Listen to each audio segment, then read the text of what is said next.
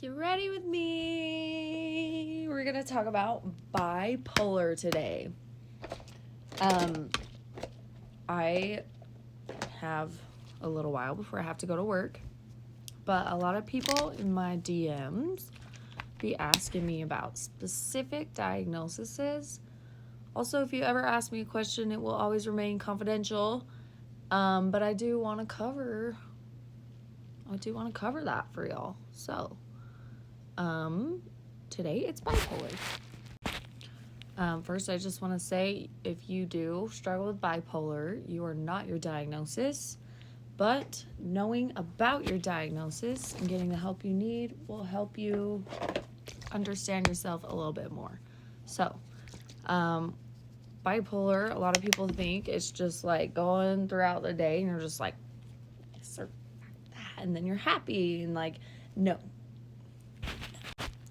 Bipolar is a complicated twist of things. It has symptoms of like major depressive disorder for periods of time, and then mania for shorter periods of time. So,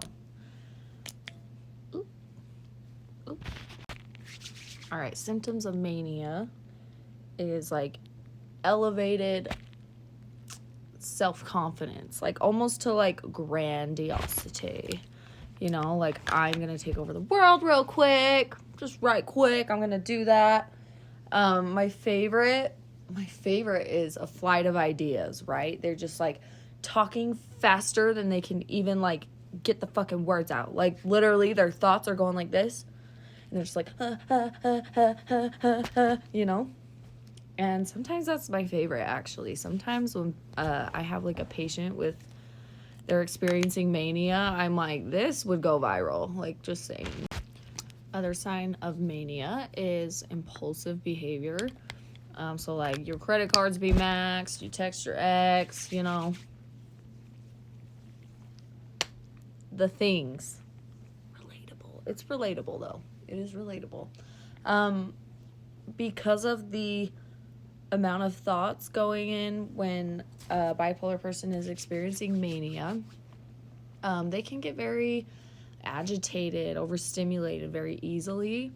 So just be cautious when you talk to them and mindful about that. Bipolar people also experience a depressive episode. Usually that lasts longer than the manic one. And it's just your major depressive. Mania usually lasts like 3 to 5 days a week. It's really hard to sleep. It's, make sure you unclench your jaw, brush those teeth, take that shower, just take care of yourself. High calorie finger foods if you got it. Just get those calories in. It's important. Another thing that bipolar people experience are major depressive episodes. So like anhedonia, which is like lacking the joy that like things that you used to like, you just find yourself not really interested.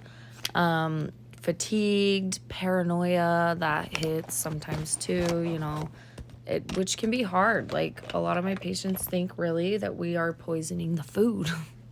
We are not. But paranoia, that shit's a bitch. A way to care for someone with bipolar experiencing either of these,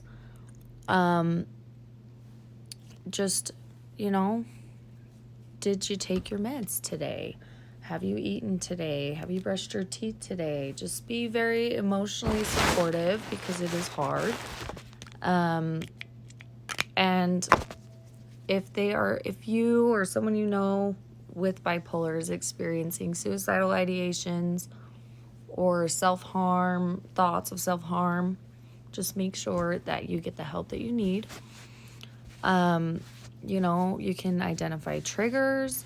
A lot of times breakups will trigger either the mania or the depressive episode, and we can all relate to that. If someone with bipolar can identify their triggers, that will also help them know themselves more and how to better help themselves. If you're feeling overstimulated, you can always, always, always decrease your environmental stimuli. You know, go in a dark room, put the weighted blanket on, and just goose fraga. A lot of times, the people diagnosed with bipolar think that their social life is going really, really well.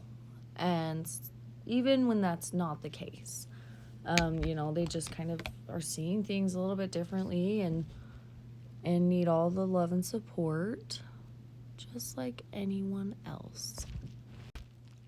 So we talked about triggers earlier, things that could trigger either or episode: breakups, certain medications like corticosteroids,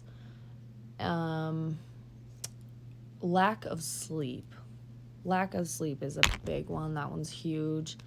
That can always trigger an episode. So, hopefully this helps. And if you're someone you know is struggling with this illness, just give them all the love and support. You're beautiful.